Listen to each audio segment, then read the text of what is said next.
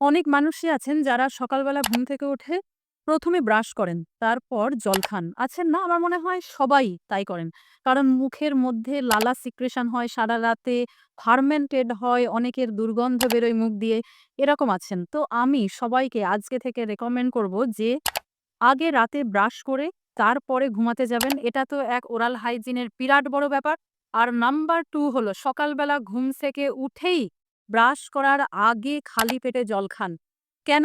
তার কারণ হচ্ছে আমাদের স্যালাইভা মানে লালা যে গ্রন্থি সেখান থেকে নিঃসৃত হয় লালার রস। আর ওই লালা রসের মধ্যে প্রচুর পরিমাণে এনজাইম থাকে। মানে অ্যামাইলেজ, লাইপেজ বিভিন্ন ধরনের এনজাইম।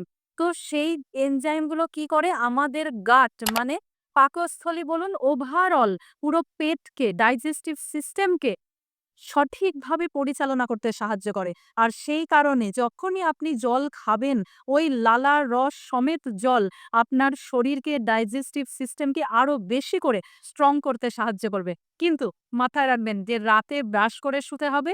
আর দ্বিতীয়ত হলো যদি দাঁতে ক্যাভিটি থাকে তাহলে কিন্তু অবশ্যই সেই ক্যাভিটির মধ্যে কোনো রকম খাবার যেন না থাকে এটা আপনাকে রাতে সিওর হতে হবে। মানে ব্রাশ করার পরেও সিওর হতে হবে যে ক্যাভিটির মধ্যে কোনো খাবার জমা নেই। কেমন? ভালো থাকুন, সুস্থ থাকুন আর শেয়ার করুন এই ভিডিওটা। তার কারণ আমরা এখন ভুলে গেছি এই ন্যাচারাল প্রসেস গুলো যেগুলো আমাদের সুস্থ রাখতে সাহায্য করে। Thank you.